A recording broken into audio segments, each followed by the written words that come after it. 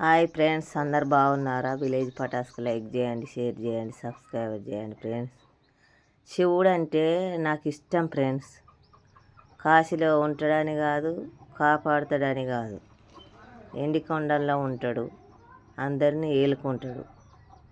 ఉన్నవా కడ వరకు మనం కాటిలో పోయేంత వరకు కాటిలో కూడా ఆయనే మన తోడు ఉంటాడు.